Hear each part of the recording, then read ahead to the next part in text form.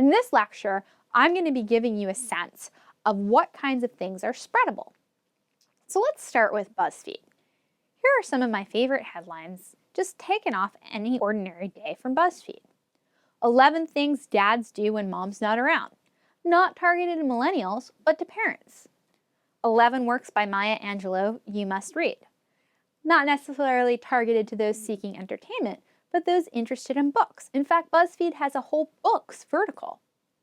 Now, typical BuzzFeed, 56 movies guaranteed to make you ugly cry, and 11 movie quotes you think you know, but you really don't.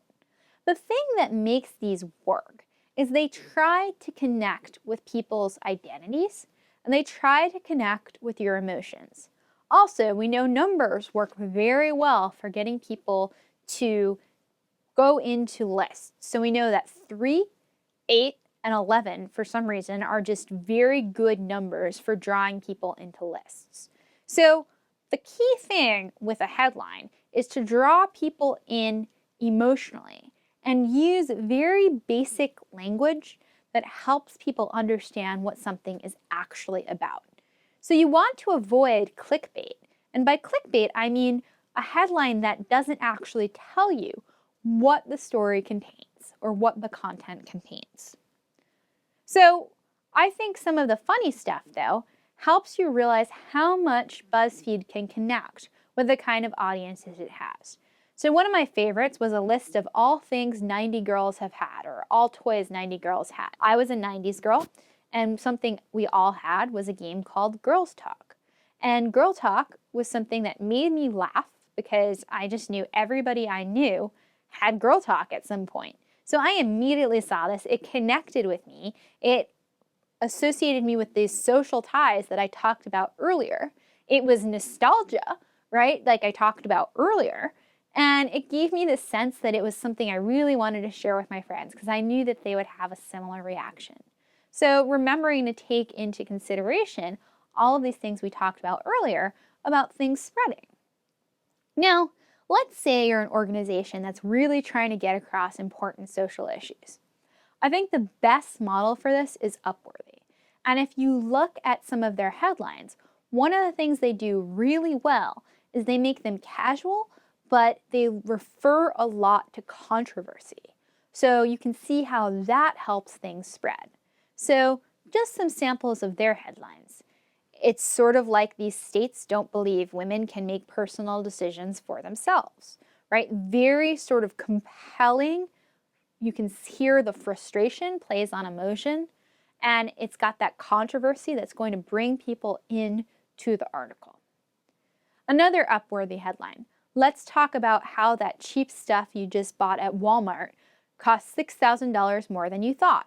What's good about this is it tells you you're going to find something new. It's going to give you information and gives you a reason to read, right? So something that draws you into content is also something that you want to consider as part of your headlines. So other things are things that really play on your sense of righteousness and sense of emotion and are simply sad images and sad thoughts, right? Again, compelling, controversial, sadness, notoriety.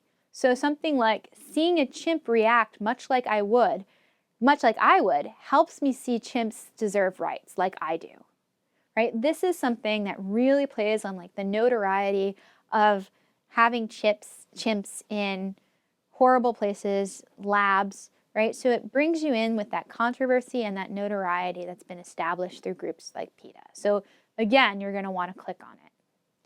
Things that have worked really well is this unfinished content. So the Human Rights Campaign on Valentine's Day put forward their human rights logo, right, the equal sign, and changed the color to red and pink. And this was seen by 9 million initially, and then shared by 70,000, seen by millions more. And what people did is they started to manipulate this red and pink equal sign and made it their own by putting in content that they found compelling. So different images on the red, different shapes of the red, different ways of filling in the pink with news images or animals, right? something that they connected with that made this emotional. It was this unfinished content that brought people in. Other things that I think really help connect people are things that make something personal, something that brings you into this connection of shared common values. So I invite you to take a look at one of the most compelling ads of all time through social media, the Dove Real Beauty Sketches ad. It got over 144 million views, and at this point, it's the most viral ad of all time. And in the ad, it really compels to women who have had a shared common experience, just like we've talked about before, the shared common experience. I also want to show you how visual images can spread. So if you look at this Pinterest board by General Mills, it's got such beautiful images and different images of people who are cereal lovers. And in really creative ways, it shows you some of the images of people eating cereal, of the designs people can make with cereal, and really helps you rethink what cereal can be.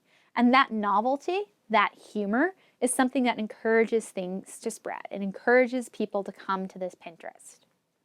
So you need compelling images. Sometimes this will come with a hashtag, and that can help, but making sure that you are thinking about how you are going to connect with people is important to creating spreadable messages and content.